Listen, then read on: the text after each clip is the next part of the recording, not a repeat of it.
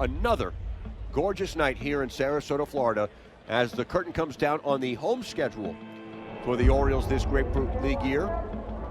And what a year, another huge crowd here at Ed Smith Stadium.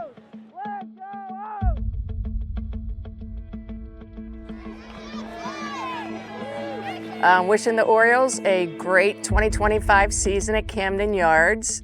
Go O's. Been an Oriole fan all my life. Good luck and win it all. And we want to wish the O's a great season. Go O's! Go O's. We're looking for a big playoff run.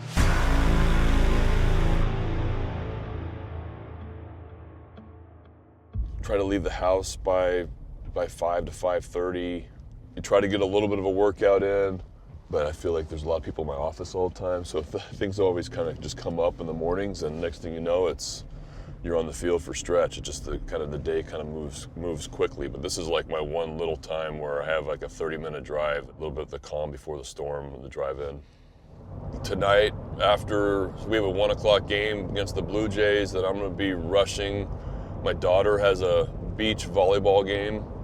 My son plays baseball for Cardinal Mooney High School. So today after, there's a beach volleyball game, and then there's a 7 o'clock Cardinal Mooney baseball game. So I'll be leaving at 5 whatever in the morning and probably not getting back until 10 o'clock tonight because I'll be rushing after. But to be able to be a part of those moments. My kids are at an age now where they're in high school, and so they're growing up way too fast. But to miss their activities and to not be there for them when they have tough days, that's definitely the hardest. My wife Lisa takes on such the role of a superhero. She's done that for a lot of years, and I came through player development. I started an extended spring training in 2003 and then went to Greensboro, North Carolina, and I was there for 4 years in single A, so as a coach. So I've pretty much seen every level of this game. My favorite part of Major League Camp is when telling guys that they made the team at the end. Like I remember telling Batista a few years ago, and like he just broke down.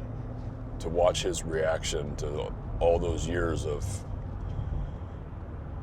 I think it was 8 years of A-ball or rookie ball to make the big leagues, that was really, really cool. Big teddy bear in so many ways, and great teammate, and loves to have fun, and he's got an incredible personality. So to have him pitch for us again was, he was so dominant a couple years ago. We're really excited. We just try and keep my fingers crossed every day that when he throws the baseball that he's staying healthy right now. Bueno, estamos de nuevo en acción. Tiré bullpen ayer, me toca la MVP el domingo. Domingo. ¿Y qué tal? ¿Cómo fue ayer? Bien. Sí. ¿Sentiste bien todo? Sí, tiré 95 ayer. Bueno. Poco a poco. Sí, te ves bien. Lo bueno es que el release point está donde tú lo tienes, que es importante. Normalmente la gente cuando viene de lesión siempre está un poquito por debajo, pero tú estás ahí. Lo bueno es que te estás recuperando bien, que te dije el otro día, eso es clave. ¿Seguimos? ¿Oíste? Lo que necesites. It's been 556 days since Félix Bautista last threw a pitch in a competitive game, August 25th, 2023 against the Colorado Rockies. The timeline has been good since. The prognosis is positive, and away we go. First pitch, and it's a fastball for a strike. What else did you expect from the game's most dominant super weapon in 2023? The Orioles won 91 games without him last year, but they certainly would have won a lot more with him. They missed that backhanded. And there is the absolutely devastating splitter. Félix Bautista is back, folks.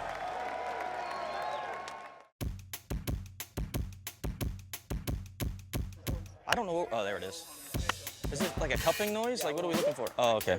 We look good, though. I mean, I'll say that. We're getting a picture taken right now. Here, thumbs up, thumbs up, thumbs up, thumbs up to this guy. What kind of mood are you in right now? You good? I'm great. Okay. Yeah. All right, just making sure. Cool. I like the team's energy. I like the guys coming in and making themselves at home. You know, this is a close-knit team that we have our success from, our camaraderie, and I like that we've been able to continue that this year. When I walked in the room in 2017 in Houston, there was a similar feel. There were some older guys there, but also they had a really good young core. I don't necessarily know that I recognized what that was at the time, how significant that was. I recognize that now, and I know what potential that has just from my experience. So seeing how they interact with each other, seeing how talented they are, now getting a chance to play a few games with them in spring training here, I got the same feeling, the same vibe. Like your glasses, Rush.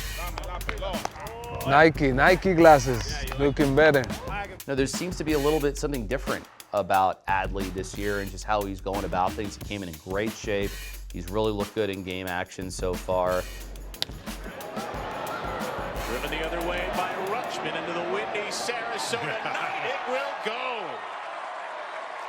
Adley Rutschman with his third home run of the spring, and Rutschman's superb spring continues. When you consider he's a former #1 overall pick and he's brought so much to the table, and I think now is his time to lead a little bit. And I think having Robinson Chirinos back as your bench coach will kind of encourage him to maybe step up a little bit more. You stretching after you do heavy upper body stuff? Oh, yeah. And then finish off with a little double up. Yeah. Remember what I said the other day, don't wait until your body feels sore. Like, try to do it as much as possible. Yeah. This is probably a time where you can do it maybe twice a day. Do it early to get loose and do it after when you finish. Maybe this year, instead of just getting in front and being like, yeah, take it out. Take it off and then, yeah, take it off. And then you, boom. Yeah. Then that give you a little bit more time also. Yes.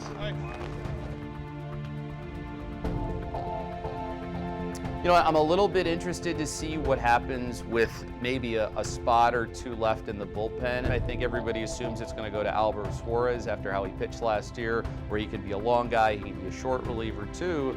But what does it mean if somebody like Brian Baker has a great spring? What does it mean if Cade Povich is lights out? Also, what does it mean if you have injuries? How are you going to alter your plans if that happens? And while you don't want to talk about them, you realize that this is probably going to be a part of how you put your roster together.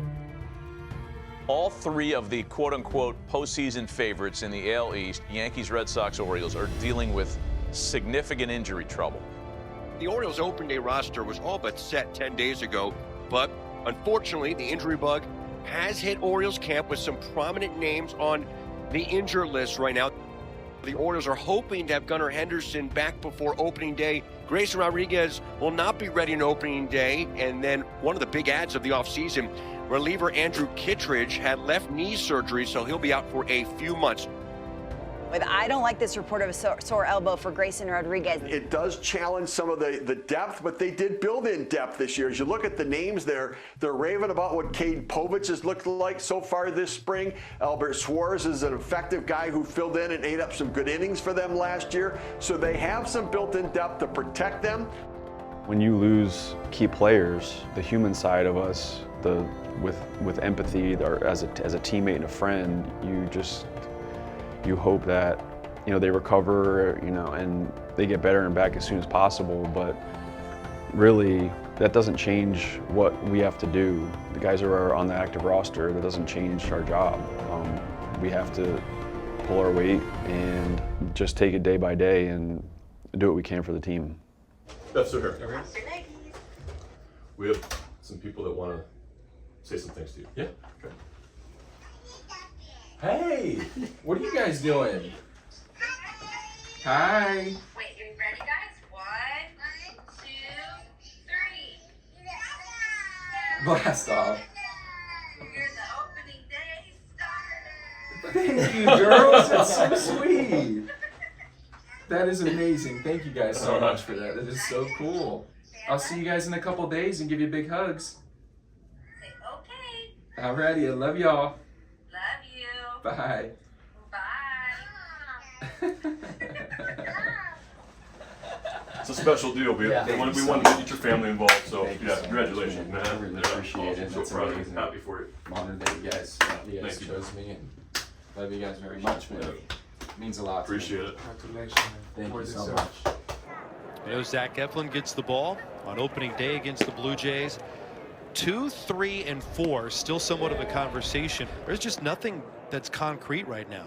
If you had Grayson Rodriguez and Zach Eflin, that's a nice 1-2 punch, but 2, 3, 4, and then who wins the 5th spot? Is it going to be Cade Povich? Is it going to be Albert Suarez into that rotation?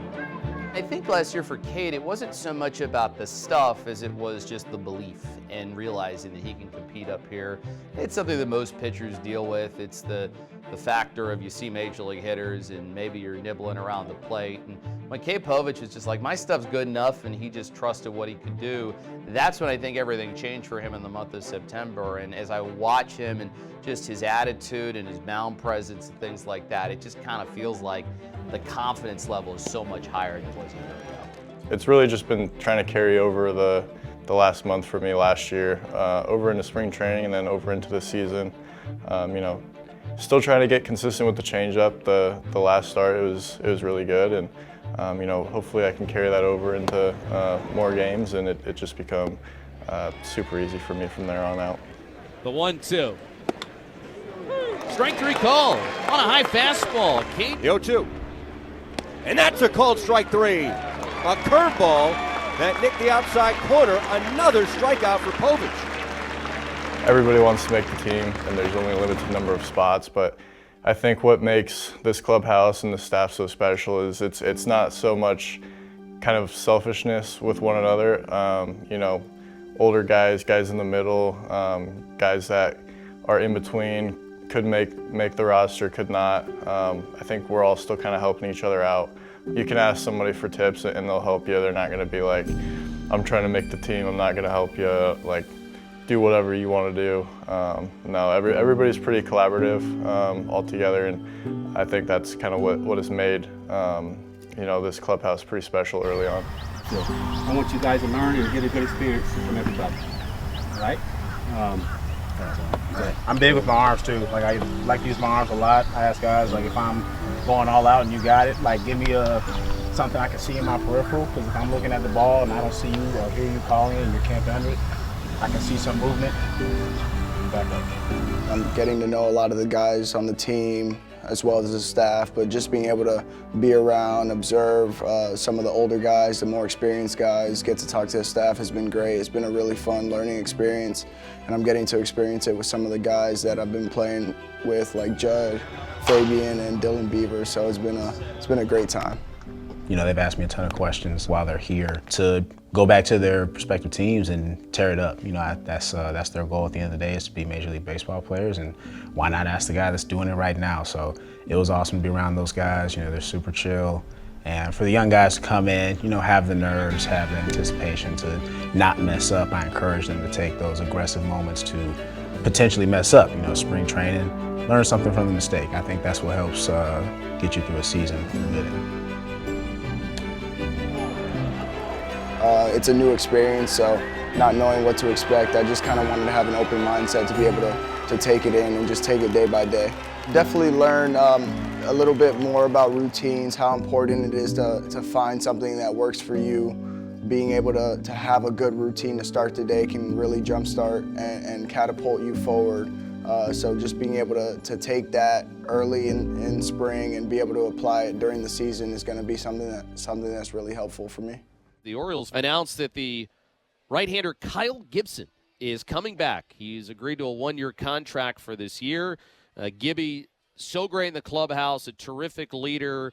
Had a solid year last year with the St. Louis Cardinals.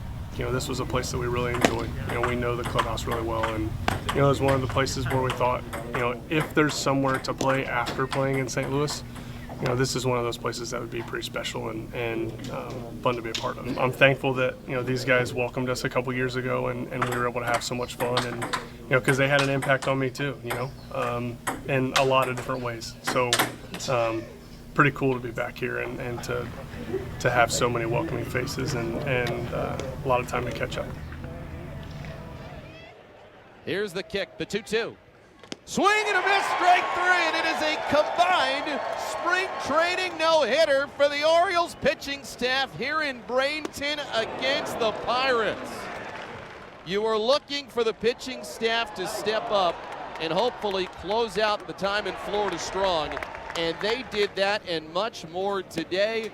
You love to see the effort they put today on the mound, while Zach Eflin was especially good. The Orioles There you go, Zach. opening day starter with 3 clean innings, and he strikes out 4. I'll rattle through some health updates. Gunnar Henderson is going to start the season on the injured list. Mateo is going to stay here for the next few days. He's going to get a bunch of simulated at-bats here with Gunnar. We have not ruled him out for opening day. The other announcement, non-health related, that I'd like to make is that Cade Povich will be the 5th starter. He's going to start the home opener in Baltimore. Albert Suarez will be in the bullpen. We are still leaving open some possibilities for the last couple of other roster spots that aren't obviously spoken for. But you saw we optioned Carlson this morning, who had a terrific camp. I think he's going to be a huge part of this team. We got a long season ahead of us, so just because somebody doesn't make the opening day roster doesn't mean that, that they're not going to be a big part of the mix. I'm excited to cross the line and put on that uniform for this team, and I do think this group of guys is truly talented, and I've seen it before. Like, I've seen this type of group do some special things on the field.